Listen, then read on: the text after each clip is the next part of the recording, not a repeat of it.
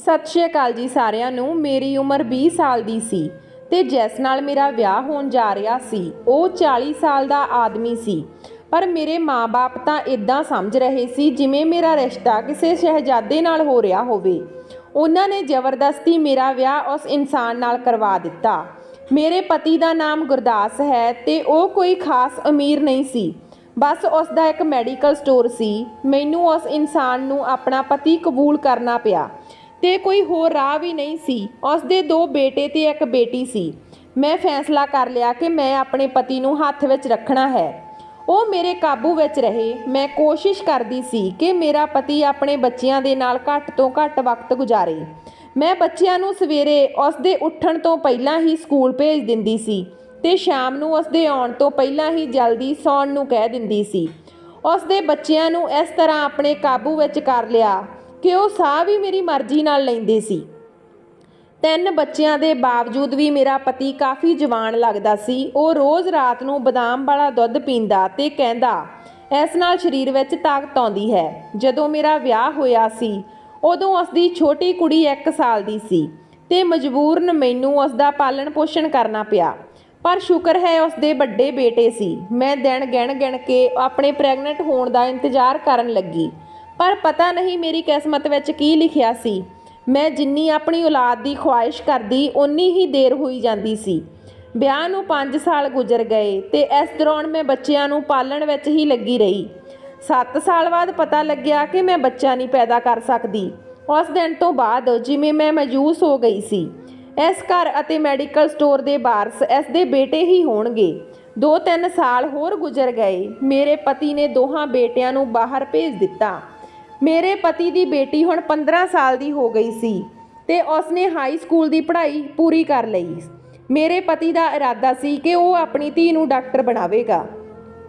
ਮੈਂ ਵੀ ਉਸ ਦੀ ਹਾਂ ਵਿੱਚ ਹਾਂ ਭਰ ਦਿੱਤੀ ਕਿਉਂਕਿ ਮੈਂ ਉਸ ਦੇ ਬੱਚਿਆਂ ਨੂੰ ਉਦੋਂ ਤੋਂ ਪਿਆਰ ਕਰਨਾ ਸ਼ੁਰੂ ਕਰ ਦਿੱਤਾ ਸੀ ਜਦੋਂ ਮੈਨੂੰ ਪਤਾ ਲੱਗਾ ਸੀ ਕਿ ਮੈਂ ਮਾਂ ਨਹੀਂ ਬਣ ਸਕਦੀ। ਪਰ ਮੈਨੂੰ ਨਹੀਂ ਪਤਾ ਸੀ ਕਿ ਮੇਰੀ ਜ਼ਿੰਦਗੀ ਨੂੰ ਬਰਬਾਦ ਕਰਨ ਵਿੱਚ ਮੇਰੇ ਪਤੀ ਦਾ ਹੀ ਹੱਥ ਹੈ।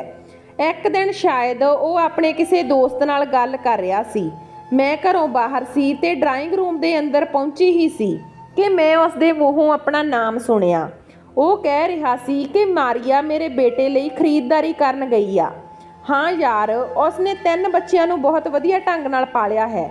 ਜੇ ਉਸਦੇ ਆਪਣੇ ਬੱਚੇ ਹੁੰਦੇ ਤਾਂ ਉਹ ਸਿਰਫ ਆਪਣੇ ਬੱਚਿਆਂ ਨੂੰ ਪਿਆਰ ਕਰਦੀ ਤੇ ਮੇਰੇ ਬੱਚਿਆਂ ਨੂੰ ਭੁੱਲ ਜਾਂਦੀ। ਇਸ ਲਈ ਮੈਂ ਉਸ ਨੂੰ ਲਗਾਤਾਰ ਗੋਲੀਆਂ ਖਵਾ ਰਿਹਾ ਸੀ ਤਾਂ ਜੋ ਉਹ ਪ੍ਰੈਗਨੈਂਟ ਨਾ ਹੋ ਸਕੇ। ਇਹ ਸੁਣ ਕੇ ਮੇਰੇ ਪੈਰਾਂ ਹੇਠੋਂ ਜ਼ਮੀਨ ਨਿਕਲ ਗਈ। ਮੈਂ ਉਸ ਨੂੰ ਦੇਖਿਆ ਜੋ ਆਪਣੇ ਦੋਸਤ ਨਾਲ ਹੱਸ-ਹੱਸ ਗੱਲਾਂ ਕਰ ਰਿਹਾ ਸੀ। ਉਹ ਸੀ ਜਿਸ ਨੇ ਹੀ ਮੈਨੂੰ ਮੇਰੀ ਔਲਾਦ ਤੋਂ ਦੂਰ ਰੱਖਿਆ ਸੀ। ਮੈਂ ਇੰਨਾ ਵੱਡਾ ਧੋਖਾ ਬਰਦਾਸ਼ਤ ਨਹੀਂ ਕਰ ਸਕਦੀ ਸੀ। 10-12 ਸਾਲਾਂ ਦਾ ਸਾਥ ਸਿਰਫ ਇੱਕ ਧੋਖਾ ਸੀ। ਮੈਂ ਉਸ ਨੂੰ ਸਜ਼ਾ ਦੇਣ ਦਾ ਫੈਸਲਾ ਕਰ ਲਿਆ। ਮੈਂ ਉਸ ਦੇ ਵੱਡੇ ਬੇਟੇ ਨੂੰ ਫੋਨ ਕਰਕੇ ਕਿਹਾ ਕਿ ਆਪਣੇ ਪਿਤਾ ਨੂੰ ਉੱਥੇ ਬੁਲਾਓ, ਉਹ ਤੁਹਾਡੇ ਕੰਮ ਵਿੱਚ ਤੁਹਾਡੀ ਮਦਦ ਕਰੇਗਾ। ਮੈਂ ਇਸ ਤਰ੍ਹਾਂ ਕਿਹਾ ਕਿ ਉਸ ਦਾ ਬੇਟਾ ਮੇਰੀ ਗੱਲ ਮੰਨ ਗਿਆ ਤੇ ਉਸਨੇ ਆਪ ਹੀ ਆਪਣੇ ਪਿਤਾ ਨੂੰ ਮਨਾ ਲਿਆ। 2-4 ਮਹੀਨਿਆਂ ਵਿੱਚ ਹੀ ਮੇਰਾ ਪਤੀ ਬਾਹਰ ਚਲਾ ਗਿਆ। ਹੁਣ ਮੈਂ ਅਤੇ ਮੇਰੇ ਪਤੀ ਦੀ ਧੀ ਘਰ ਵਿੱਚ ਰਹਿ ਰਹੀਆਂ ਸੀ। ਆਪਣੇ ਪਤੀ ਤੋਂ ਬਦਲਾ ਲੈਣ ਲਈ ਮੈਂ ਉਸ ਦੀ 16 ਸਾਲ ਦੀ ਧੀ ਦਾ ਵਿਆਹ ਇੱਕ ਬੁੱਢੇ ਆਦਮੀ ਨਾਲ ਕਰਨ ਬਾਰੇ ਸੋਚਿਆ। ਇਸ ਤਰੀਕੇ ਨਾਲ ਹੀ ਉਸ ਦੇ ਦਿਲ ਨੂੰ ਠੇਸ ਪਹੁੰਚ ਸਕੇਗੀ ਜਿਵੇਂ ਮੇਰੇ ਦਿਲ ਨੂੰ ਠੇਸ ਪਹੁੰਚੀ ਸੀ। ਮੈਂ ਜ਼ਬਰਦਸਤੀ ਉਸ ਦਾ ਵਿਆਹ ਇੱਕ 60 ਸਾਲ ਦੇ ਬਜ਼ੁਰਗ ਨਾਲ ਕਰਵਾ ਦਿੱਤਾ। ਪਰ ਮੈਨੂੰ ਇਸ ਵਿੱਚ ਫਾਇਦਾ ਵੀ ਹੋਇਆ ਕਿਉਂਕਿ ਉਹ ਬਹੁਤ ਅਮੀਰ ਸੀ ਤੇ ਉਸਨੇ ਮੈਨੂੰ ਉਸ ਵਿਆਹ ਲਈ 5 ਲੱਖ ਰੁਪਏ ਦਿੱਤੇ ਸੀ। ਮੈਂ ਸੋਚਿਆ ਸੀ ਕਿ ਮੈਂ ਉਸ ਬੁੱਢੇ ਆਦਮੀ ਤੋਂ ਬਹੁਤ ਸਾਰੀ ਦੌਲਤ ਇਕੱਠੀ ਕਰ ਲਵਾਂਗੀ। 60 ਸਾਲ ਦੀ ਉਮਰ ਵਿੱਚ ਵੀ ਉਹ ਚੰਗੀ ਸਿਹਤ ਦਾ ਮਾਲਕ ਸੀ। ਜਦੋਂ ਉਹ ਰਿਸ਼ਤਾ ਦੇਖਣ ਆਇਆ ਤਾਂ ਮੈਂ ਉਸ ਨੂੰ ਕਿਹਾ ਕਿ ਤੁਹਾਡੀ ਸਿਹਤ ਬਹੁਤ ਚੰਗੀ ਹੈ, ਤੁਸੀਂ ਕੀ ਖਾਂਦੇ ਹੋ? ਤਾਂ ਕਹਿਣ ਲੱਗਾ ਕਿ ਇਹ ਰਾਜ ਹੈ, ਇਹ ਪਰਿਵਾਰਕ ਰਾਜ ਹੈ, ਦੱਸ ਨਹੀਂ ਸਕਦਾ। ਮੈਂ ਉਸ ਨੂੰ ਕਿਹਾ ਕਿ ਮੈਂ ਤੁਹਾਡੇ ਲੋਕਾਂ ਨਾਲ ਹੀ ਤੁਹਾਡੀ ਕੋਠੀ ਵਿੱਚ ਰਹਾਂਗੀ ਕਿਉਂਕਿ ਮੇਰਾ ਵੀ ਦਿਲ ਸੀ ਕਿ ਮੈਂ ਅਜਿਹੀ ਅਮੀਰ ਜ਼ਿੰਦਗੀ ਜਿਉਣ ਦੀ ਕੋਸ਼ਿਸ਼ ਕਰਾਂ। ਮੇਰੇ ਪਤੀ ਦੀ ਧੀ 16 ਸਾਲ ਦੀ ਸੀ, ਬਹੁਤ ਮਾਸੂਮ ਸੀ। ਉਸਨੇ ਚੁੱਪ-ਚਾਪ ਵਿਆਹ ਕਰਵਾ ਲਿਆ ਤੇ ਮੇਰੇ ਕਹਿਣ ਤੇ ਕਿਸੇ ਨੂੰ ਨਹੀਂ ਦੱਸਿਆ ਅਤੇ ਨਾ ਹੀ ਆਪਣੇ ਪਿਤਾ ਨੂੰ ਨਾ ਹੀ ਆਪਣੇ ਭਰਾਵਾਂ ਨੂੰ। ਵਿਆਹ ਦੀ ਪਹਿਲੀ ਰਾਤ ਹੀ ਮੈਂ ਹੈਰਾਨ ਸੀ ਕਿਉਂਕਿ 60 ਸਾਲ ਦਾ ਬੁੱਢਾ ਕਮਰੇ ਵਿੱਚ ਜਾਣ ਦੀ ਬਜਾਏ ਗੁਪਤ ਰੂਪ ਵਿੱਚ ਰਸੋਈ ਵਿੱਚ ਜਾ ਰਿਹਾ ਸੀ। ਮੈਂ ਵੀ ਹੈਰਾਨੀ ਨਾਲ ਉਸ ਦੇ ਪਿੱਛੇ ਪਿੱਛੇ ਤੁਰ ਪਈ। ਵੇਖਣ ਲੱਗੀ, ਮੈਨੂੰ ਬਹੁਤ ਹੈਰਾਨੀ ਹੋਈ। ਵਿਆਹ ਵਾਲੀ ਰਾਤ ਲੋਕ ਦੁੱਧ ਪੀਂਦੇ ਨੇ ਤੇ ਉਹ ਲੱਸੀ ਪੀ ਰਿਹਾ ਸੀ। ਇਹ ਹੈਰਾਨੀ ਵਾਲੀ ਗੱਲ ਸੀ। ਲੱਸੀ ਪੀ ਕੇ ਉਹ ਆਪਣੇ ਕਮਰੇ ਵਿੱਚ ਚਲਿਆ ਗਿਆ। ਉਸ 60 ਸਾਲਾਂ ਦੇ ਬੁੱਢੇ ਦਾ ਕੋਈ ਰਿਸ਼ਤੇਦਾਰ ਵੀ ਨਹੀਂ ਸੀ। ਇੱਕ ਦੂਰ ਦਾ ਰਿਸ਼ਤੇਦਾਰ ਸੀ ਤੇ ਉਹ ਸਿਰਫ ਵਿਆਹ ਵਿੱਚ ਹੀ ਦੇਖਿਆ ਗਿਆ ਸੀ। ਬਾਅਦ ਵਿੱਚ ਉਹ ਗਾਇਬ ਹੋ ਗਿਆ। ਉਸ ਦਾ ਲੱਸੀ ਪੀਣਾ ਕੋਈ ਇੰਨੀ ਵੱਡੀ ਗੱਲ ਨਹੀਂ ਸੀ, ਪਰ ਹੈਰਾਨ ਕਰਨ ਵਾਲੀ ਗੱਲ ਇਹ ਸੀ ਕਿਉਂਕਿ ਉਹ ਹਰ ਰੋਜ਼ ਆਪਣੇ ਜਵਾਨ ਪਤਨੀ ਕੋਲ ਜਾਣ ਤੋਂ ਪਹਿਲਾਂ ਲੱਸੀ ਪੀਂਦਾ। ਇੱਕ ਦਿਨ ਜਦੋਂ ਮੈਂ ਉਸ ਨੂੰ ਲੱਸੀ ਦਾ ਗਲਾਸ ਪੇਸ਼ ਕੀਤਾ ਤਾਂ ਉਸਨੇ ਕਿਹਾ, ਮੈਂ ਲੱਸੀ ਨਹੀਂ ਪੀਂਦਾ। ਮੈਨੂੰ ਉਸ 'ਤੇ ਬਹੁਤ ਗੁੱਸਾ ਆਇਆ, ਪਰ ਮੈਂ ਬਰਦਾਸ਼ਤ ਕੀਤਾ। ਜੇਕਰ ਉਸ ਨੂੰ ਲੱਸੀ ਪਸੰਦ ਨਹੀਂ ਸੀ ਤਾਂ ਹਰ ਰਾਤ ਆਪਣੀ ਪਤਨੀ ਦੇ ਕਮਰੇ ਵਿੱਚ ਜਾਣ ਤੋਂ ਪਹਿਲਾਂ ਲੱਸੀ ਕਿਉਂ ਪੀਂਦਾ ਸੀ? ਇਸ ਸਵਾਲ ਨੇ ਮੈਨੂੰ ਆਰਾਮ ਨਹੀਂ ਕਰਨ ਦਿੱਤਾ। ਇੱਕ ਦਿਨ ਮੈਂ ਗੁਪਤ ਤੌਰ 'ਤੇ ਦੇਖਿਆ ਕਿ ਉਹ ਉਸ ਲੱਸੀ ਵਿੱਚ ਇੱਕ ਖਾਸ ਦਵਾਈ ਮਿਲਾ ਕੇ ਉਸ ਲੱਸੀ ਨੂੰ ਬੜੇ ਚਾਅ ਨਾਲ ਪੀ ਰਿਹਾ ਸੀ। ਮੈਂ ਨੋਟ ਕਰ ਰਹੀ ਸੀ ਕਿ ਜਦੋਂ ਤੋਂ ਉਸ ਦਾ ਵਿਆਹ ਹੋਇਆ ਸੀ ਉਹ ਜਵਾਨ ਹੋਣ ਲੱਗ ਪਿਆ ਸੀ।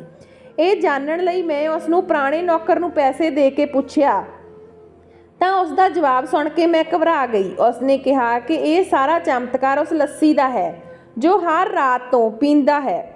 ਜਦੋਂ ਵੀ ਮਾਲਕ ਦਾ ਵਿਆਹ ਹੁੰਦਾ ਹੈ ਉਹ ਰੋਜ਼ ਰਾਤ ਨੂੰ ਲੱਸੀ ਪੀ ਕੇ ਉਸ ਦੇ ਕਮਰੇ ਵਿੱਚ ਜਾਂਦਾ ਹੈ। ਮੈਂ ਉਸ ਨੂੰ ਕਿਹਾ ਕਿ ਮੈਂ ਤੁਹਾਡੇ ਮਾਲਕ ਨੂੰ ਲੱਸੀ ਵਿੱਚ ਕੁਝ ਮਿਲਾਉਂਦੇ ਹੋਏ ਵੀ ਦੇਖਿਆ ਹੈ। ਇਹ ਕਿਹੜੀ ਖਾਸ ਚੀਜ਼ ਮਿਲਾਉਂਦਾ ਹੈ? ਤਾਂ ਉਹ ਸੋਚਣ ਲੱਗਾ ਤੇ ਬੋਲਿਆ, ਮੈਂ ਵੀ ਕਈ ਵਾਰ ਦੇਖਿਆ ਹੈ ਕਿ ਮਾਲਕ ਲੱਸੀ ਵਿੱਚ ਕੁਝ ਮਿਲਾ ਕੇ ਪੀਂਦੇ ਨੇ, ਪਰ ਮੈਂ ਤਾਂ ਨੌਕਰ ਹਾਂ, ਪੁੱਛਣ ਦੀ ਹਿੰਮਤ ਕਿਵੇਂ ਕਰਾਂ? ਮੈਨੂੰ ਲੱਗਦਾ ਹੈ ਕਿ ਕੋਈ ਤਾਕਤ ਦੀ ਦਵਾਈ ਹੋਵੇਗੀ। ਵੈਸੇ ਮੈਂ ਵੀ ਪਹਿਲਾਂ ਇਹ ਸੋਚਿਆ ਸੀ ਜੋ ਨੌਕਰ ਕਹਿ ਰਿਹਾ ਸੀ।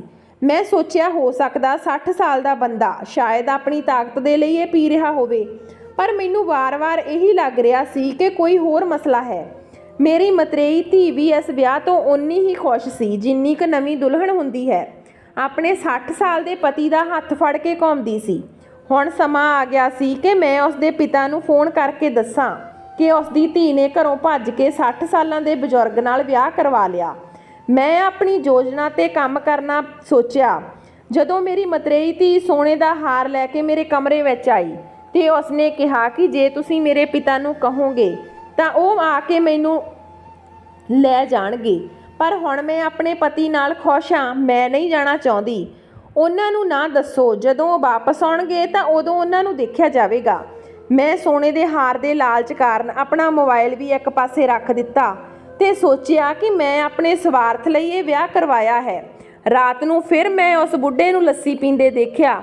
ਮੈਨੂੰ ਨੌਕਰ ਦੀ ਗੱਲ ਯਾਦ ਆਈ ਕਿ ਆਪਣੇ ਆਪ ਨੂੰ ਜਵਾਨ ਰੱਖਣ ਲਈ ਕੋਈ ਨਾ ਕੋਈ ਦਵਾਈ ਵਰਤ ਸਕਦਾ ਹੈ। ਜੇ ਅਜਿਹਾ ਹੈ ਤਾਂ ਇਹ ਗਲਤ ਸੀ। ਮੈਂ ਆਪਣੀ ਮਤਰੇਈ ਧੀ ਦਾ ਵਿਆਹ ਇਸ 60 ਸਾਲ ਦੇ ਬੁੱਢੇ ਨਾਲ ਕਰਵਾਇਆ ਸੀ ਤਾਂ ਜੋ ਉਹ ਵੀ ਆਪਣੇ ਬੱਚਿਆਂ ਲਈ ਉਵੇਂ ਹੀ ਤਰਸੇ ਜਿਵੇਂ ਮੈਂ ਤਰਸੀ ਸੀ। ਪਰ ਉਸ ਬੁੱਢੇ ਨੂੰ ਦੇਖ ਕੇ ਇੰਝ ਲੱਗਦਾ ਸੀ ਜਿਵੇਂ ਇਸ ਵਿਆਹ ਨੇ ਉਸ ਨੂੰ ਇੱਕ ਵੱਖਰਾ ਪਿਆਰ ਦਿੱਤਾ ਹੈ। ਇਹ ਸਭ ਉਸ ਲੱਸੀ ਦਾ ਕਮਾਲ ਸੀ। ਮੈਨੂੰ ਵੀ ਇਸ ਤਰ੍ਹਾਂ ਮਹਿਸੂਸ ਹੋਇਆ। ਮੈਨੂੰ ਕੁਝ ਵੀ ਕਰਕੇ ਲੱਸੀ ਦੇ ਰਾਜ ਤੱਕ ਪਹੁੰਚਣਾ ਸੀ। ਮੈਂ ਆਪਣੀ ਮਤਰੇਈ ਧੀ ਨੂੰ ਕਿਹਾ ਕਿ ਤੂੰ ਆਪਣੇ ਪਤੀ ਨੂੰ ਰੋਜ਼ਾਨਾ ਲੱਸੀ ਦਾ ਗਲਾਸ ਪੀਣ ਲਈ ਦਿਆ ਕਰ। ਜੇਕਰ ਉਹ ਇਸ ਉਮਰ 'ਚ ਕੋਈ ਚੀਜ਼ ਖਾਂਦਾ ਹੈ ਤਾਂ ਇਹ ਖਤਰਨਾਕ ਸਾਬਤ ਹੋ ਸਕਦਾ। ਉਹ ਮੈਨੂੰ ਪੁੱਛਣ ਲੱਗੀ, ਹੋਰ ਦਾ ਕੀ ਮਤਲਬ? ਕੀ ਨਹੀਂ ਪੀਣਾ ਚਾਹੀਦਾ? ਇਸ ਤੋਂ ਪਹਿਲਾਂ ਕਿ ਮੈਂ ਕੋਈ ਜਵਾਬ ਦਿੰਦੀ ਮੇਰੀ ਨਜ਼ਰ ਉਸ ਦੇ ਬਿਸਤਰੇ 'ਤੇ ਪਈ। ਕੁਝ ਚੀਜ਼ਾਂ ਪਈਆਂ ਸੀ, ਬ੍ਰਾਂਡਡ ਕੱਪੜੇ, ਜੁੱਤੀਆਂ ਤੇ ਮੇਕਅਪ। ਕਿੰਨਾ ਚਿਰ ਮੈਂ ਇਹਨਾਂ ਮਹਿੰਗੀਆਂ ਚੀਜ਼ਾਂ ਨੂੰ ਦੇਖਦੀ ਰਹੀ। ਆਪਣੀ ਜ਼ਿੰਦਗੀ ਵਿੱਚ ਪਹਿਲਾਂ ਕਦੇ ਇੰਨੀਆਂ ਮਹਿੰਗੀਆਂ ਚੀਜ਼ਾਂ ਨਹੀਂ ਦੇਖੀਆਂ ਸੀ। ਮੈਂ ਉਸ ਨੂੰ ਸਮਝਾਇਆ ਕਿ ਜਿੰਨਾ ਹੋ ਸਕੇ ਆਪਣੇ ਪਤੀ ਤੋਂ ਦੂਰ ਰਿਹਾ ਕਰ ਤੇ ਜਿੰਨਾ ਹੋ ਸਕੇ ਸਮਾਨ ਇਕੱਠਾ ਕਰ। ਪਰ ਹੁਣ ਮੈਂ ਇਵੇਂ ਕਰਦੀ ਹਾਂ ਕਿ ਇਹ ਤੇਰਾ ਸਾਰਾ ਸਮਾਨ ਪੈਕ ਕਰ ਲਵਾਂ। ਮੈਂ ਉਸ ਦਾ ਸਾਰਾ ਸਮਾਨ ਸੈੱਟ ਕਰਨ ਦੇ ਬਹਾਨੇ ਕਮਰੇ ਦੀ ਤਲਾਸ਼ੀ ਲਈ, ਪਰ ਮੈਨੂੰ ਉਹ ਦਵਾਈ ਨਾ ਮਿਲੀ ਜੋ ਬੁੱਢਾ ਆਪਣੀ ਲੱਸੀ ਵਿੱਚ ਮਿਲਾ ਕੇ ਪੀਂਦਾ ਸੀ। ਨੌਕਰ ਨੇ ਦੱਸਿਆ ਕਿ ਉਹ ਆਪਣੀ ਲੱਸੀ ਆਪ ਬਣਾਉਂਦਾ ਹੈ ਤੇ ਕਿਸੇ ਨੂੰ ਆਪਣੇ ਨੇੜੇ ਵੀ ਨਹੀਂ ਆਉਣ ਦਿੰਦਾ। ਨੌਕਰ ਨੇ ਮੈਨੂੰ ਦੱਸਿਆ ਸੀ ਕਿ ਹੁਣ ਸਾਹਿਬ ਬਹੁਤ ਜਲਦੀ ਬੱਚੇ ਵਾਲਾ ਹੋਣਗੇ। ਇਹ ਸੁਣ ਕੇ ਮੈਂ ਡਰ ਗਈ। ਉਸ ਨੂੰ ਬੱਚਾ ਨਹੀਂ ਹੋਣਾ ਚਾਹੀਦਾ। ਇਸ ਲਈ ਤਾਂ ਮੈਂ ਮਤਰੇਈ ਧੀ ਦਾ ਵਿਆਹ ਇੰਨੀ ਵੱਡੀ ਉਮਰ ਦੇ ਬੁੱਢੇ ਨਾਲ ਕੀਤਾ ਸੀ ਜੋ ਬੱਚਾ ਪੈਦਾ ਕਰਨ ਦੇ ਯੋਗ ਨਾ ਹੋਵੇ। ਪਰ ਇੱਥੇ ਤਾਂ ਉਲਟੀ ਗੰਗਾ ਵਹਿ ਰਹੀ ਸੀ। ਉਹ ਬੱਚੇ ਪੈਦਾ ਕਰਨ ਦੀ ਤਿਆਰੀ ਵਿੱਚ ਸੀ। ਮੈਂ ਖੁਦ ਪਤਾ ਕਰਨ ਦੇ ਬਾਰੇ ਸੋਚਿਆ ਤੇ ਇੱਕ ਦਿਨ ਉਸ ਨੂੰ ਪੁੱਛ ਹੀ ਲਿਆ, ਤੁਸੀਂ ਲੱਸੀ ਪੀਣ ਦੇ ਬਹੁਤ ਸ਼ੌਕੀਨ ਹੋ? ਉਹ ਕਹਿਣ ਲੱਗਾ, ਮੈਂ ਤੁਹਾਨੂੰ ਉਸ ਦਿਨ ਵੀ ਕਿਹਾ ਸੀ ਕਿ ਮੈਂ ਲੱਸੀ ਨਹੀਂ ਪੀਂਦਾ। ਮੇਰਾ ਸਬਰ ਦਾ ਬੰਨ੍ਹ ਟੁੱਟ ਗਿਆ। ਮੈਂ ਕਿਹਾ, ਤੁਸੀਂ ਝੂਠ ਕਿਉਂ ਬੋਲਦੇ ਹੋ? ਮੈਂ ਤੁਹਾਨੂੰ ਕਈ ਵਾਰ ਲੱਸੀ ਪੀਂਦੇ ਦੇਖਿਆ। ਤੁਸੀਂ ਆਪਣੇ ਕਮਰੇ ਵਿੱਚ ਜਾਣ ਤੋਂ ਪਹਿਲਾਂ ਇੱਕ ਗਲਾਸ ਲੱਸੀ ਪੀਂਦੇ ਹੋ। ਤੁਸੀਂ ਜਲਦੀ ਦੱਸੋ ਕਿ ਮਸਲਾ ਕੀ ਆ? ਕਹਿਣ ਲੱਗਾ ਕਿ ਕੋਈ ਚੱਕਰ ਨਹੀਂ, ਬਸ ਮੈਨੂੰ ਦਿਨ ਵੇਲੇ ਲੱਸੀ ਪੀਣਾ ਪਸੰਦ ਨਹੀਂ। ਮੈਂ ਰਾਤ ਨੂੰ ਬਹੁਤ ਸ਼ੌਂਕ ਨਾਲ ਪੀਂਦਾ ਹਾਂ। ਮੈਂ ਪੁੱਛਿਆ ਕਿ ਤੁਸੀਂ ਰੋਜ਼ ਕਿਉਂ ਪੀਂਦੇ ਹੋ? ਤਾਂ ਉਸਨੇ ਮੇਰੇ ਸਵਾਲ ਦਾ ਜਵਾਬ ਨਹੀਂ ਦਿੱਤਾ ਤੇ ਬੋਲਿਆ, ਕਿਉਂਕਿ ਮੈਨੂੰ ਦੁੱਧ ਪੀਣਾ ਪਸੰਦ ਨਹੀਂ, ਇਸ ਲਈ ਮੈਂ ਲੱਸੀ ਪੀਂਦਾ ਹਾਂ। ਇਹ ਕਹਿ ਕੇ ਉੱਥੋਂ ਚਲਾ ਗਿਆ। ਹਾਲੇ ਤਾਂ ਮੈਂ ਲੱਸੀ ਬਾਰੇ ਹੀ ਪੁੱਛਿਆ ਸੀ ਤੇ ਉਹ ਘਬਰਾ ਗਿਆ, ਜਿਵੇਂ ਮੈਂ ਉਸਦੀ ਚੋਰੀ ਫੜ ਲਈ ਹੋਵੇ। ਜੇ ਮੈਂ ਉਸਨੂੰ ਉਸ ਪੁੜੀ ਬਾਰੇ ਪੁੱਛਿਆ ਹੁੰਦਾ ਤਾਂ ਉਹ ਸ਼ਾਇਦ ਬੇਹੋਸ਼ ਹੀ ਹੋ ਜਾਂਦਾ। ਮੈਂ ਉਸ ਬਾਰੇ ਬਹੁਤ ਕੁਝ ਜਾਣਦੀ ਹਾਂ। ਲੱਸੀ ਪੀਣਾ ਕੋਈ ਵੱਡੀ ਗੱਲ ਨਹੀਂ ਸੀ, ਪਰ ਉਸ ਦਾ ਰਵੱਈਆ ਕਈ ਸਵਾਲ ਖੜੇ ਕਰ ਗਿਆ ਸੀ। ਮੈਨੂੰ ਯਾਦ ਹੈ, ਅਗਲੀ ਰਾਤ ਉਸ ਦੇ ਆਉਣ ਤੋਂ ਪਹਿਲਾਂ ਹੀ ਮੈਂ ਰਸੋਈ ਵਿੱਚ ਮੌਜੂਦ ਸੀ। ਉਹ ਮੈਨੂੰ ਦੇਖ ਕੇ ਹੈਰਾਨ ਰਹਿ ਗਿਆ, ਜਿਵੇਂ ਉਸ ਨੂੰ ਯਕੀਨ ਹੀ ਨਹੀਂ ਆ ਰਿਹਾ ਸੀ ਕਿ ਮੈਂ ਇੰਨੀ ਦੇਰ ਰਾਤ ਇੱਥੇ ਹੋਵਾਂਗੀ। ਮੈਂ ਕਿਹਾ, ਮੈਂ ਤੁਹਾਡੇ ਲਈ ਲੱਸੀ ਬਣਾ ਰਹੀ ਹਾਂ। ਤਾਂ ਉਸਨੇ ਕਿਹਾ, ਮੈਨੂੰ ਕਿਸੇ ਦੀ ਮਦਦ ਦੀ ਲੋੜ ਨਹੀਂ, ਮੈਂ ਖੁਦ ਬਣਾ ਸਕਦਾ ਹਾਂ। ਮੈਂ ਰਸੋਈ ਵਿੱਚ ਬਾਹਰ ਆ ਗਈ। ਮੈਂ ਉਸਦੀ ਪਤਨੀ ਨੂੰ ਕਿਹਾ ਕਿ ਤੂੰ ਆਪਣੇ ਪਤੀ ਲਈ ਖੁਦ ਲੱਸੀ ਬਣਾ ਦਿਆ ਕਰ।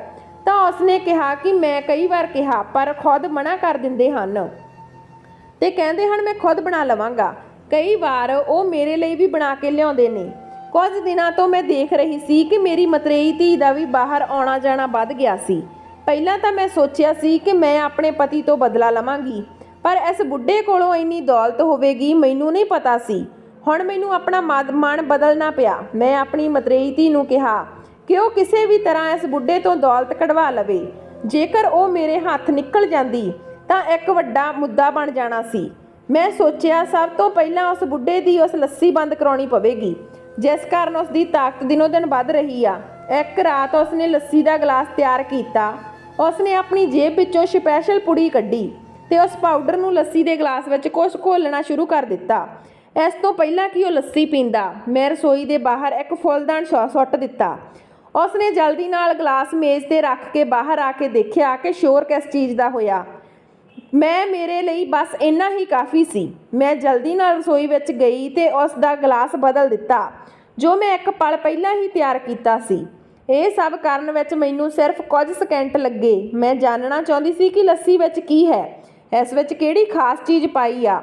ਜਦੋਂ ਸਵੇਰ ਹੋਈ ਤਾਂ ਮੈਂ ਉਹ ਲੱਸੀ ਇੱਕ ਡੱਬੇ ਵਿੱਚ ਪਾ ਕੇ ਜਾਂਚ ਲਈ ਲੈਬੋਰੇਟਰੀ ਵਿੱਚ ਲੈ ਗਈ। ਜਦੋਂ ਮੈਂ ਉੱਥੋਂ ਵਾਪਸ ਆ ਰਹੀ ਸੀ ਤਾਂ ਮੈਂ ਦੇਖਿਆ ਕਿ ਮੇਰੀ ਮਤਰੇਈ ਬੇਟੀ ਕਾਰ ਚਲਾ ਕੇ ਕਿਤੇ ਜਾ ਰਹੀ ਸੀ। ਮੈਨੂੰ ਇਹ ਵੀ ਨਹੀਂ ਪਤਾ ਸੀ ਕਿ ਉਹ ਗੱਡੀ ਚਲਾਉਣਾ ਵੀ ਜਾਣਦੀ ਆ।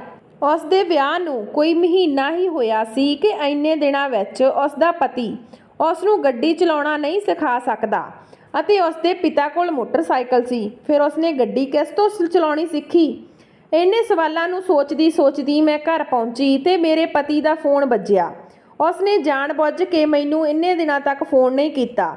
ਉਹ ਆਪਣੀ ਬੇਟੀ ਨਾਲ ਗੱਲ ਕਰਨਾ ਚਾਹੁੰਦਾ ਸੀ। ਮੈਂ ਕਿਹਾ, ਮੈਨੂੰ ਨਹੀਂ ਪਤਾ ਉਹ ਕਿੱਥੇ ਹੈ। ਉਹ ਮੈਨੂੰ ਦੱਸ ਕੇ ਨਹੀਂ ਜਾਂਦੀ। ਤੁਹਾਡੀ ਧੀ ਆਪਣੀ ਮਰਜ਼ੀ ਕਰਦੀ ਹੈ। ਜੇ ਕੱਲ੍ਹ ਨੂੰ ਕੁਝ ਹੋਇਆ ਤਾਂ ਮੈਨੂੰ ਨਾ ਕਹਿਣਾ। ਮੈਨੂੰ ਉਸ ਕੁੜੀ 'ਤੇ ਬਹੁਤ ਗੁੱਸਾ ਆ ਰਿਹਾ। ਉਹ ਆਪਣੇ ਆਪ ਵਿੱਚ ਮਸਤ ਰਹਿੰਦੀ ਹੈ ਤੇ ਬਾਹਰ ਘੁੰਮਦੀ ਰਹਿੰਦੀ ਹੈ। ਮੈਂ ਉਸਦੇ ਪਤੀ ਕੋਲ ਗਈ ਤੇ ਪੁੱਛਿਆ ਕਿ ਤੁਹਾਡੀ ਪਤਨੀ ਕਿੱਥੇ ਹੈ? ਤਾਂ ਉਹ ਕਹਿਣ ਲੱਗਾ ਕਿ ਉਹ ਡਰਾਈਵਰ ਨਾਲ ਖਰੀਦਦਾਰੀ ਕਰਨ ਗਈ ਆ। ਮੈਂ ਇਸ ਉਮਰ ਵਿੱਚ ਘੰਟਿਆਂ ਬੱਧੀ ਉਸ ਨਾਲ ਖਰੀਦਦਾਰੀ ਕਰਨ ਨਹੀਂ ਜਾ ਸਕਦਾ। ਹਿੰਮਤ ਨੇ ਜਵਾਬ ਦਿੱਤਾ ਤਾਂ ਮੈਂ ਉਸ ਨੂੰ ਡਰਾਈਵਰ ਨਾਲ ਭੇਜ ਦਿੱਤਾ। ਹੁਣ ਮੈਂ ਉਸ ਨੂੰ ਕੀ ਦੱਸਾਂ ਕਿ ਡਰਾਈਵਰ ਬਾਹਰ ਬੈਠਾ ਹੈ ਕਿ ਤੇਰੀ ਪਤਨੀ ਬਾਹਰ ਘੁੰਮ ਰਹੀ ਆ। ਤੇ ਮੈਨੂੰ ਇਸ ਕੁੜੀ 'ਤੇ ਸ਼ੱਕ ਹੋਣ ਲੱਗਾ ਕਿ ਇਸ ਘਰ 'ਚ ਕੁਝ ਅਜਿਹਾ ਚੱਲ ਰਿਹਾ ਹੈ ਜਿਸ ਦਾ ਮੈਨੂੰ ਪਤਾ ਨਹੀਂ। ਮੈਂ ਜੋ ਹੋਇਆ ਉਸ ਨੂੰ ਲੁਕੋ ਰਹੀ ਸੀ। ਹੁਣ ਜਦੋਂ ਵੀ ਮੈਂ ਉਸ ਨੂੰ ਦੇਖਦੀ ਸੀ ਤਾਂ ਮੈਨੂੰ ਲੱਗਦਾ ਸੀ ਕਿ ਉਹ ਅਜੀਬ ਜਿਹਾ ਵਿਵਹਾਰ ਕਰ ਰਹੀ ਆ। ਪਤੀ ਦੇ ਘਰ ਦੇ ਹੋਣ ਦੇ ਬਾਵਜੂਦ ਵੀ ਉਹ ਕਿਸੇ ਨਾ ਕਿਸੇ ਨਾਲ ਫੋਨ 'ਤੇ ਲੱਗੀ ਰਹਿੰਦੀ ਸੀ। ਜਦੋਂ ਮੈਂ ਕੁਝ ਪੁੱਛਦੀ ਤਾਂ ਉਹ ਕਹਿੰਦੀ ਕਿ ਮੈਂ ਆਪਣੀ ਦੋਸਤ ਨਾਲ ਗੱਲ ਕਰ ਰਹੀ ਹਾਂ। ਲੈਬੋਰੇਟਰੀ ਵਾਲੇ ਨੇ ਵੀ 2 ਦਿਨਾਂ ਬਾਅਦ ਰਿਪੋਰਟ ਦੇਣ ਲਈ ਕਿਹਾ। ਜਦੋਂ ਤੱਕ ਮੈਨੂੰ ਸੱਚ ਨਹੀਂ ਪਤਾ ਲੱਗਦਾ ਕਿ ਉਹ ਬੁੱਢਾ ਕੁਝ ਖਾਸ ਲੱਸੀ ਕਿਉਂ ਪੀਂਦਾ ਹੈ, ਮੈਂ ਉਸ ਨੂੰ ਉਦੋਂ ਤੱਕ ਪੀਣ ਨਹੀਂ ਦੇਣਾ ਚਾਹੁੰਦੀ ਸੀ। ਇਸ ਲਈ ਮੈਂ ਅੱਜ ਉਸ ਨੂੰ ਲੱਸੀ ਦਾ ਗਲਾਸ ਬਦਲਣ ਦੇ ਬਹਾਨੇ ਬਾਹਰ ਭੇਜ ਦਿੱਤਾ। ਅਗਲੇ ਦਿਨ ਵੀ ਮੈਂ ਅਜਿਹਾ ਹੀ ਕੀਤਾ। ਉਦੋਂ ਹੀ ਮੈਨੂੰ ਲੈਬ ਮਾਲਕ ਦਾ ਫੋਨ ਆਇਆ, ਰਿਪੋਰਟ ਤਿਆਰ ਹੋ ਗਈ ਹੈ, ਆਓ ਤੇ ਲੈ ਜਾਓ।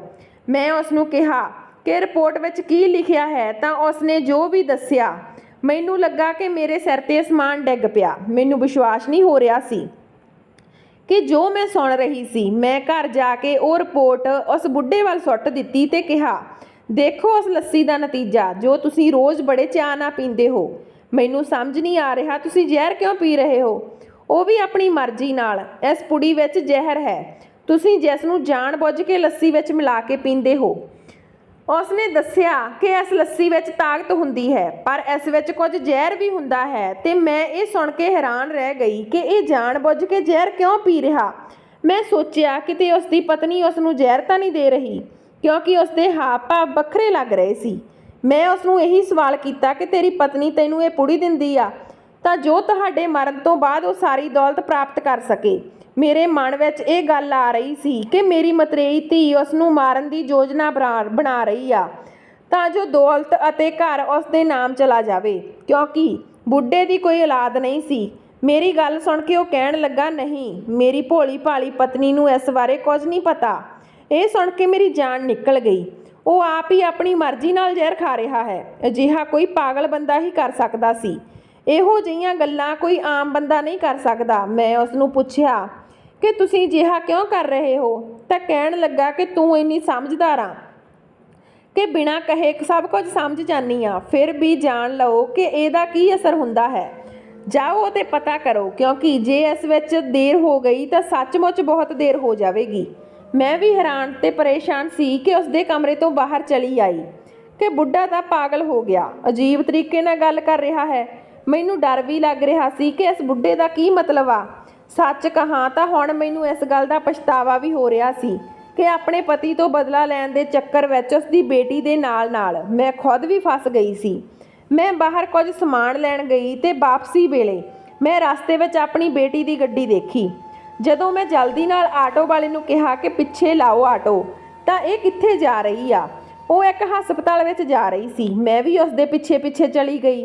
ਮੈਂ ਦੇਖਣਾ ਚਾਹੁੰਦੀ ਸੀ ਕਿ ਉਹ ਹਸਪਤਾਲ ਕਿਸ ਲਈ ਜਾ ਰਹੀ ਆ, ਪਰ ਉਹ ਕਾਰ ਤੋਂ ਹੇਠਾਂ ਨਾ ਉਤਰੀ। ਮੈਂ ਉਸ ਦੇ ਨਾਲ ਕਿਸੇ ਹੋਰ ਨੂੰ ਦੇਖ ਕੇ ਹੈਰਾਨ ਰਹਿ ਗਈ। ਉਹ ਉਸ ਦੇ ਪਤੀ ਦਾ ਭਾਣਜਾ ਸੀ। ਹੁਣ ਮੈਨੂੰ ਸਾਰੀ ਖੇਡ ਸਮਝ ਆ ਰਹੀ ਸੀ। ਯਕੀਨਨ ਉਹ ਦੋਵੇਂ ਇੱਕ ਦੂਜੇ ਨੂੰ ਪਸੰਦ ਕਰਦੇ ਸੀ ਤੇ ਇਹ ਗੱਲ ਉਸ ਬੁੱਢੇ ਨੂੰ ਪਤਾ ਲੱਗ ਗਈ ਸੀ। ਮੈਂ ਦੋਹਾਂ ਦੇ ਪਿੱਛੇ ਪਿੱਛੇ ਹਸਪਤਾਲ ਗਈ। ਮੈਂ ਥੋੜਾ ਨੇੜਿਓਂ ਹੋ ਕੇ ਦੇਖਿਆ ਤੇ ਦੋਹਾਂ ਦੀਆਂ ਗੱਲਾਂ ਸੁਣਨ ਦੀ ਕੋਸ਼ਿਸ਼ ਕੀਤੀ। ਉਹ ਕਹਿ ਰਹੀ ਸੀ ਕਿ ਤੂੰ ਚਿੰਤਾ ਨਾ ਕਰ, ਸਭ ਕੁਝ ਠੀਕ ਹੋ ਜਾਵੇਗਾ। ਕੁਝ ਨਹੀਂ ਹੋਇਆ। ਥੋੜੀ ਦੇਰ ਬਾਅਦ ਜਦੋਂ ਉਹ ਬਾਹਰ ਨਿਕਲੇ ਤਾਂ ਮੈਨੂੰ ਦੇਖ ਕੇ ਹੈਰਾਨ ਰਹਿ ਗਏ। ਉਹਨਾਂ ਦੇ ਚਿਹਰੇ ਦਾ ਰੰਗ ਬਦਲ ਗਿਆ ਤੇ ਉਸਨੇ ਕਿਹਾ, ਮਾਂ ਤੂੰ ਇੱਥੇ?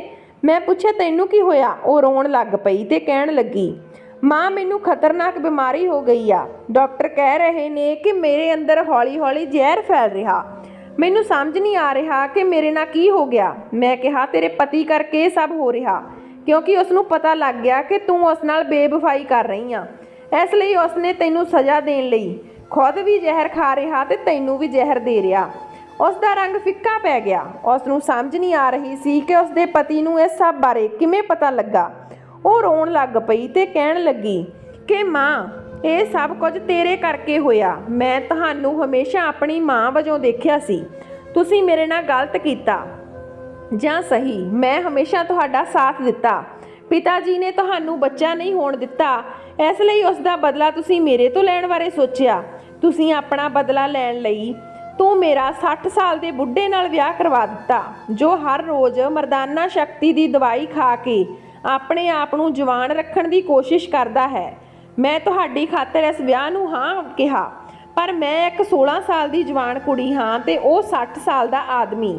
ਮੇਰੀਆਂ ਵੀ ਕੁਝ ਇਛਾਵਾਂ ਸੀ। ਮੈਂ ਉਸ ਦੇ ਭਤੀਜੇ ਨੂੰ 1-2 ਵਾਰ ਮਿਲੀ ਤੇ ਮੇਰਾ ਦਿਲ ਬੇਈਮਾਨ ਹੋਣ ਲੱਗਾ। ਮੈਂ ਉਸ ਨੂੰ ਅੰਦਰੋਂ ਅੰਦਰੀ ਪਿਆਰ ਕਰਨ ਲੱਗੀ ਤੇ ਉਹ ਮੈਨੂੰ ਪਸੰਦ ਕਰਨ ਲੱਗਾ।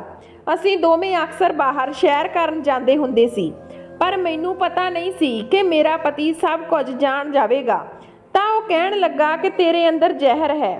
ਮੈਂ ਆਪਣੀ ਹਰ ਛੋਟੀ ਉਮਰ ਦੀ ਪਤਨੀ ਨੂੰ ਇਸ ਤਰ੍ਹਾਂ ਬੰਨ੍ਹ ਕੇ ਰੱਖਦਾ ਹਾਂ।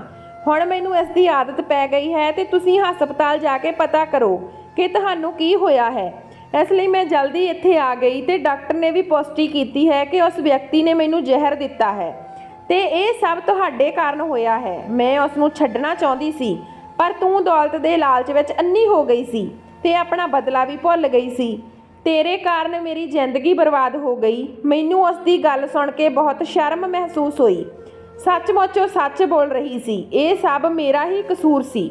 ਮੈਂ ਆਪਣੇ ਪਤੀ ਨਾਲ ਗੱਲ ਕਰਨ ਤੋਂ ਬਿਨਾਂ ਹੀ ਮੈਂ ਉਸ ਦੀ ਬੇਟੀ ਤੋਂ ਬਦਲਾ ਲੈਣ ਬਾਰੇ ਸੋਚਿਆ। ਮੈਨੂੰ ਨਹੀਂ ਪਤਾ ਸੀ ਕਿ ਉਹ ਜੋ ਇੰਨਾ ਬੁੱਢਾ ਦਿਖਾਈ ਦਿੰਦਾ ਹੈ ਅਸਲ ਵਿੱਚ ਇੱਕ ਖਤਰਨਾਕ ਵਿਅਕਤੀ ਬਣ ਜਾਵੇਗਾ।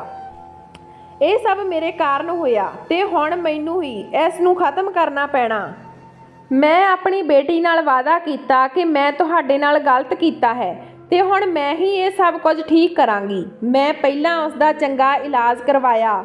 ਸ਼ੁਕਰ ਹੈ ਮੈਨੂੰ ਇਸ ਬਾਰੇ ਪਹਿਲਾਂ ਪਤਾ ਲੱਗ ਗਿਆ ਤੇ ਕੁਝ ਮਹੀਨਿਆਂ ਵਿੱਚ ਹੀ ਇਸ ਦਾ ਇਲਾਜ ਹੋ ਗਿਆ।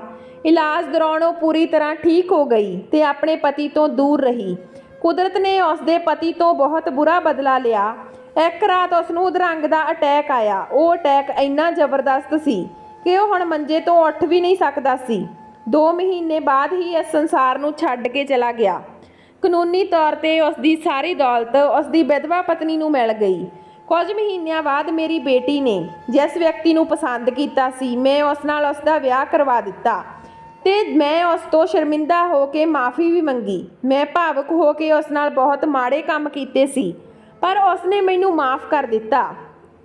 ਜਦੋਂ ਮੈਂ ਡਾਕਟਰ ਨਾਲ ਸੰਪਰਕ ਕੀਤਾ ਤਾਂ ਉਸ ਨੇ ਦੱਸਿਆ ਕਿ ਮੈਂ ਬਾਂਝ ਨਹੀਂ ਹਾਂ। ਸਿਰਫ ਮੇਰੇ ਪਤੀ ਨੇ ਹੀ ਮੈਨੂੰ ਔਲਾਦ ਤੋਂ ਦੂਰ ਰੱਖਿਆ ਸੀ। ਮੈਂ ਸਿਰਫ 32 ਕੁ ਸਾਲ ਦੀ ਸੀ। ਮੈਂ ਆਪਣੀ ਜ਼ਿੰਦਗੀ ਦੁਬਾਰਾ ਸ਼ੁਰੂ ਕਰਨਾ ਚਾਹੁੰਦੀ ਸੀ। ਇਸ ਲਈ ਮੈਂ ਆਪਣੇ ਪਤੀ ਨੂੰ ਤਲਾਕ ਦੇ ਦਿੱਤਾ ਤੇ ਕੁਝ ਸਮੇਂ ਬਾਅਦ ਇੱਕ ਚੰਗੇ ਅਤੇ ਸੈਟਲ ਵਿਅਕਤੀ ਨਾਲ ਵਿਆਹ ਕਰਵਾ ਲਿਆ ਕਿਉਂਕਿ ਮੈਂ ਆਪਣੀ ਕੁੱਖ ਤੋਂ ਮਾਂ ਬਣਨਾ ਚਾਹੁੰਦੀ ਸੀ। ਮੈਂ ਚਾਹੁੰਦੀ ਸੀ ਕਿ ਮੇਰੇ ਵੀ ਆਪਣੇ ਬੱਚੇ ਹੋਣ। ਮੇਰੀ ਕੁੱਖ ਵਿੱਚੋਂ ਇੱਕ ਕੁੜੀ ਅਤੇ ਇੱਕ ਪੁੱਤਰ ਨੇ ਜਨਮ ਲਿਆ। ਅੱਜ ਮੈਂ ਆਪਣੀ ਜ਼ਿੰਦਗੀ ਵਿੱਚ ਬਹੁਤ ਖੁਸ਼ ਹਾਂ। ਮੈਂ ਹੀ ਨਹੀਂ ਮੇਰੇ ਪਹਿਲੇ ਪਤੀ ਦੀ ਧੀ ਵੀ ਬਹੁਤ ਖੁਸ਼ ਆ। ਸ਼ੁਕਰ ਹੈ ਕਿ ਉਸਨੇ ਮੈਨੂੰ ਮਾਫ਼ ਕਰ ਦਿੱਤਾ, ਨਹੀਂ ਤਾਂ ਮੈਂ ਤਬਾਹ ਹੋ ਜਾਣਾ ਸੀ। ਨਿਆਣ ਮੱਤ ਵਿੱਚ ਮੈਂ ਆਪਣੇ ਪਹਿਲੇ ਪਤੀ ਦੇ ਬੱਚਿਆਂ ਨੂੰ ਬਹੁਤ ਟੌਰਚਰ ਕੀਤਾ ਪਰ ਮੈਂ ਹੁਣ ਉਹਨਾਂ ਨੂੰ ਵੀ ਬਹੁਤ ਪਿਆਰ ਕਰਦੀ ਸੀ ਕਿਉਂਕਿ ਇਹ ਸਭ ਵਿੱਚ ਉਹਨਾਂ ਬੱਚਿਆਂ ਦਾ ਕੋਈ ਕਸੂਰ ਨਹੀਂ ਸੀ। ਬਸ ਜੇ ਮੈਨੂੰ ਨਾਰਾਜ਼ਗੀ ਸੀ ਤਾਂ ਮੈਨੂੰ ਪਹਿਲੇ ਪਤੀ ਤੋਂ ਨਾਰਾਜ਼ਗੀ ਸੀ ਕਿਉਂਕਿ ਉਸਨੇ ਮੇਰੇ ਨਾਲ ਬਹੁਤ ਗਲਤ ਕੀਤਾ ਸੀ। ਦੋਸਤੋ, ਜੇਕਰ ਤੁਹਾਨੂੰ ਕਹਾਣੀ ਚੰਗੀ ਲੱਗੀ ਤਾਂ ਕਮੈਂਟ ਬਾਕਸ ਵਿੱਚ ਜ਼ਰੂਰ ਦੱਸਿਓ। ਮਿਲਦੇ ਹਾਂ ਨਵੀਂ ਕਹਾਣੀ ਦੇ ਨਾਲ। ਤਦ ਤੱਕ ਸਤਿ ਸ਼੍ਰੀ ਅਕਾਲ।